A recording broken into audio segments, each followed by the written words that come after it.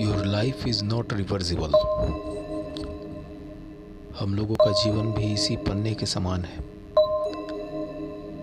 जो लगातार जलता जा रहा है, और जो जलता जा रहा है पन्ना कभी वापस नहीं बनता।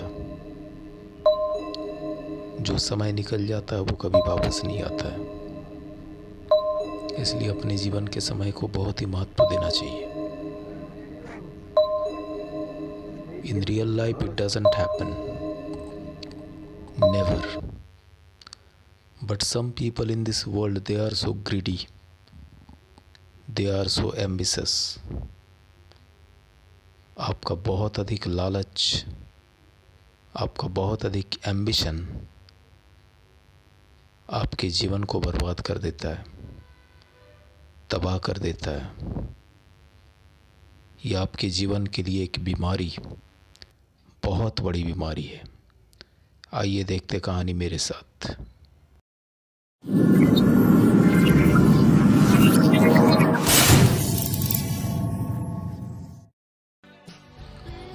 तो कहानी की शुरुआत यहाँ पे होती है कुछ इस तरीके से। She was one of those pretty young ladies born as if through an error of destiny into a family of clerks। यहाँ पे सी कौन है? तो सी है मटिल्डा लॉयजल। मटिल्डा लॉयजल को हमेशा ऐसा लगता था कि जैसे उसकी किस्मत हमेशा ख़राब है, या वो गलती से जो मतलब एक क्लर्क के परिवार में आ गई है और उसके किस्मत ने उसके साथ बहुत बड़ा धोखा किया है।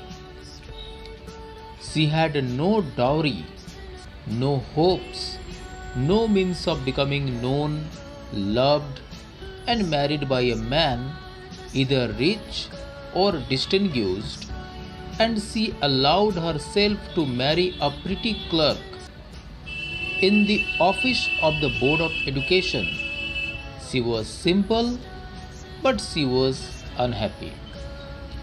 तो मटिल्डा के साथ सबसे बड़ी ट्रेजेडी ये हो जाती है कि मटिल्डा जो है, मटिल्डा के पास में बहुत अधिक रुपये पैसे नहीं है, और बेसिकली उसकी शादी जो है वो एक ऐसे इंसान से हो जाती है जो बोर्ड ऑफ एजुकेशन में उसके ऑफिस में वो क्लर्क का काम करता है। तो क्लर्क लोगों का जो सैलरी होता है वो ऐसे ही बहुत ज़्यादा सैलरी तो होता नहीं है। तो मटिल्डा इससे खुश बिल्कुल ही नहीं थी, क्योंकि उसका जो लाइफ था वो बिल्कुल ही मतलब कि सिंपल सा लाइफ था, एकदम से साधारण सा लाइफ वो मतलब जी रही थी, और वो पूरी तरह से अनहैप्पी थी। She suffered incessantly feeling herself born for all the delicacies and luxuries।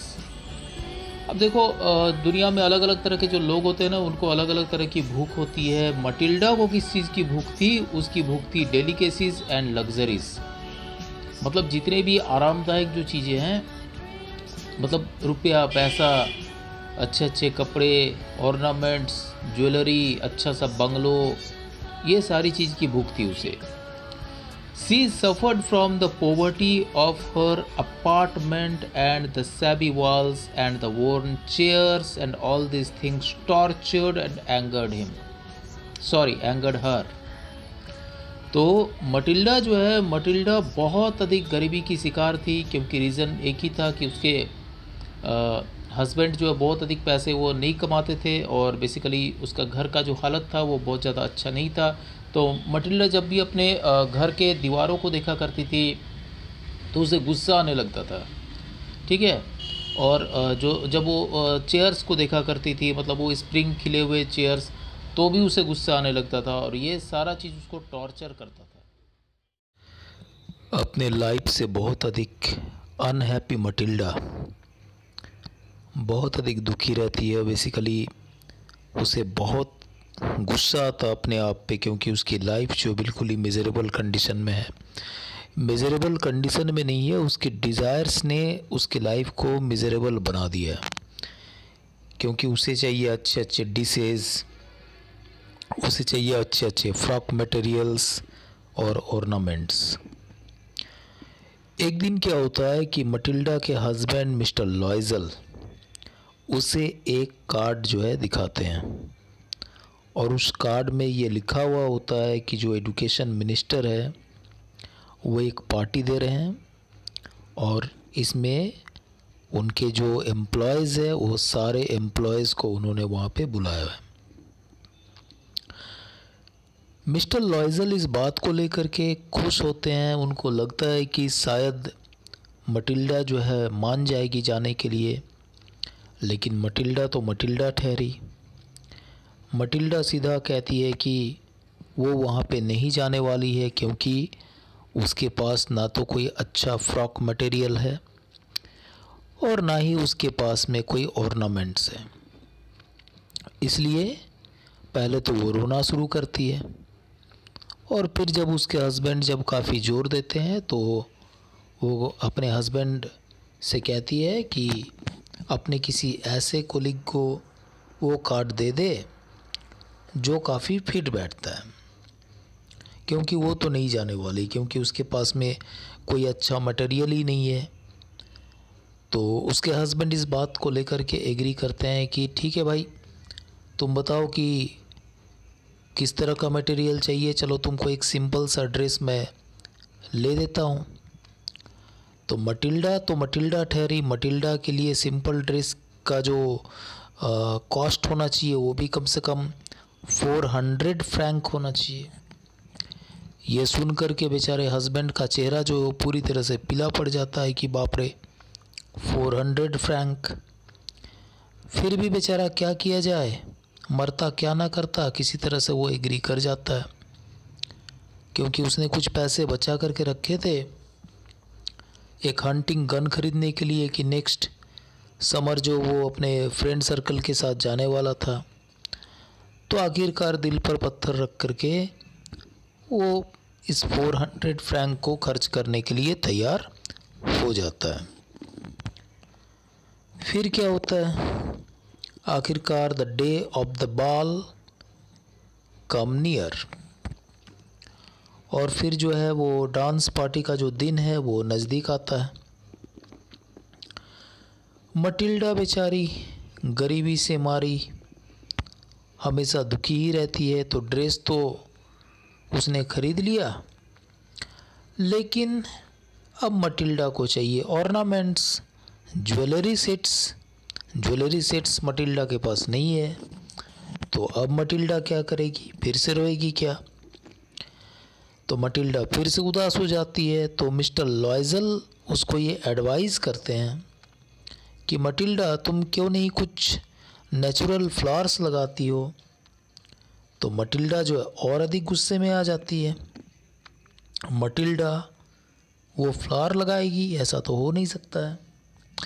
तभी मिस्टर लॉयजल के दिमाग में एक आइडिया आता है। वो मटिल्डा से वो कहते हैं कि तुम क्यों नहीं अपने वो फ्रेंड, तुम्हारी जो सहेली है मैडम फॉरिएस्टर, तुम उससे कोई ऑर्नामेंट, कोई ज्वेलरी या कोई सेट उधार क्यों नहीं ले लेती हो। फिर जब हम लोग बाल से यानी कि जो डांस पार्टी है, डांस पार्टी से जब हम वापस आएंगे तो उस समय तुम उसको ये वापस कर देना। ये सुनते ही मटिल्डा इतना अधिक खुश हो जाती है जितना कि अकाल के समय बादल को देख करके किसान खुश होते हैं। मटिल्डा जो है उसे ये आइडिया काफ़ी पसंद आता है। मटिल्डा दौड़ी भागी सीधा मैडम फॉरिएस्टर के यहाँ और सुना देती है अपनी दुख भरी कहानी उसे। मैडम फॉरिएस्टर काफ़ी अच्छी लेडी थी, तो मैडम फॉरिएस्टर ने डिब्बा खोला और मटिल्डा से कहा कि जो भी तुमको पसंद आता है वो तुम ले लो। अब इतने सारे ज्वेल्स, इतने सारे सेट्स को देख करके मटिल्डा का दिमाग चकराने लगा, कौन सा लूँ। लेकिन मटिल्डा तो मटिल्डा ठहरी। मटिल्डा जो है, मटिल्डा को तो चाहिए कुछ एक्स्ट्राऑर्डिनरी।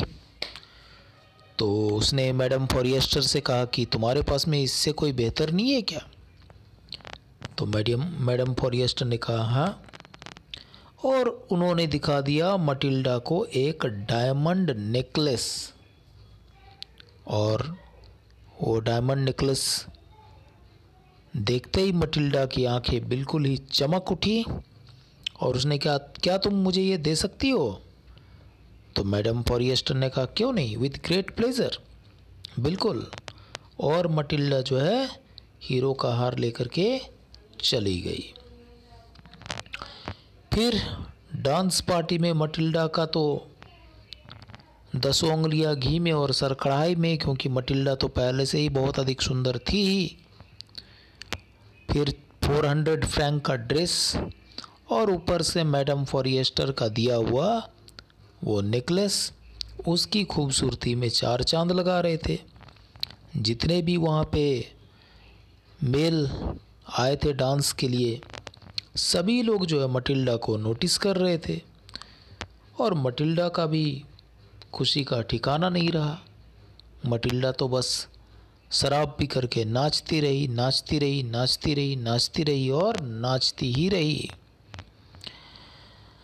फिर एकदम भोर के समय जब बेचारा हस्बैंड किसी कोने में इंतज़ार कर रहा था मटिल्डा का, तो आखिरकार पार्टी ख़त्म होने का समय आया। मटिल्डा को अपने हस्बैंड के साथ नीचे आने में थोड़ी सी शर्म आ रही थी, क्योंकि हस्बैंड जी उसको कुछ उड़ाने जा रहे थे। जब घर वापस आए तो मटिल्डा की निकल गई चीख। क्यों? क्योंकि नेकलेस था गायब। अब जो है, अब हार जो है गले में है नहीं, और जिस कैब यानी कि जिस घोड़ा गाड़ी में वो आए हैं उसका नंबर भी पता नहीं है।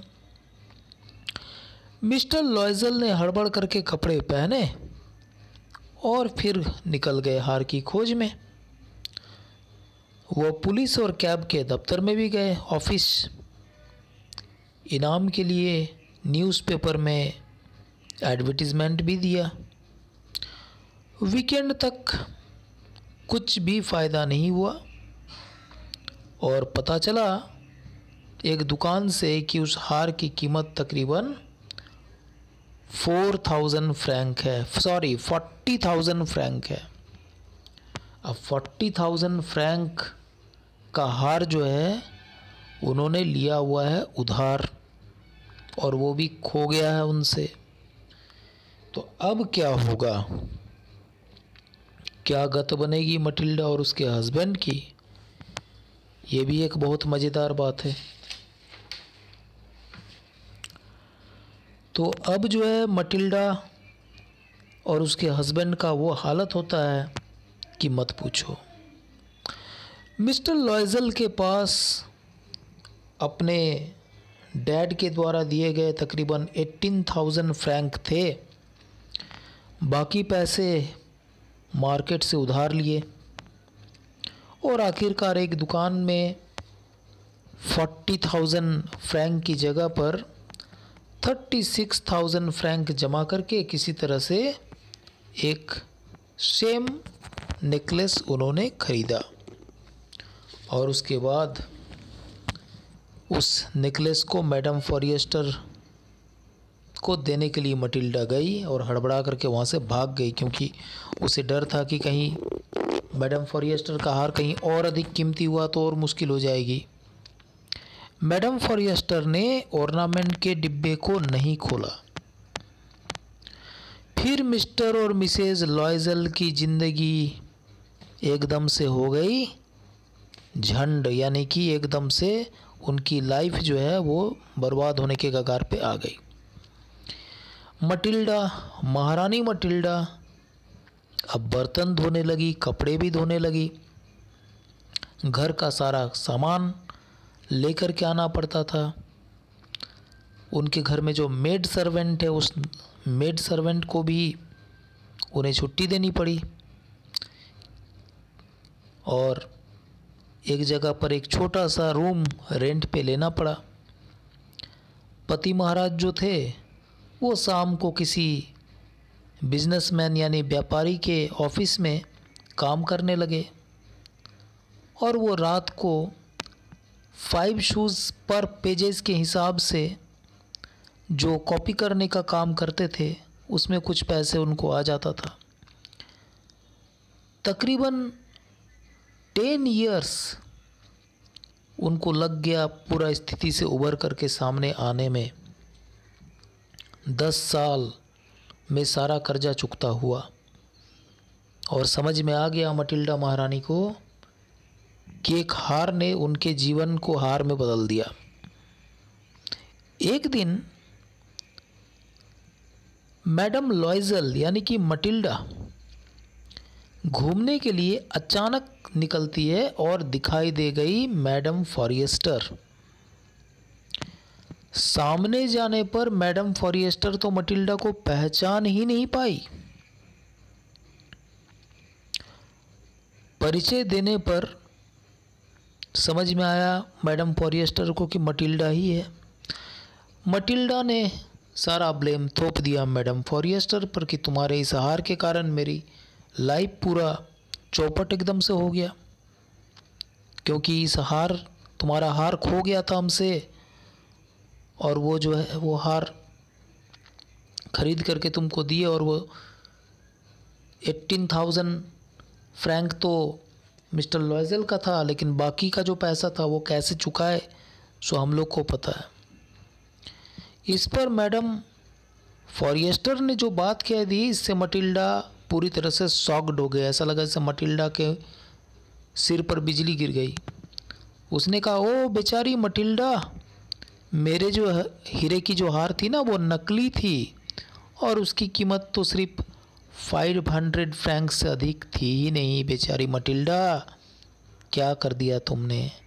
तो ये सुन करके मटिल्डा को 44,000 वोट का झटका तो लग ही गया होगा। तो यहाँ पर हम लोगों की कहानी हो जाती है ख़त्म।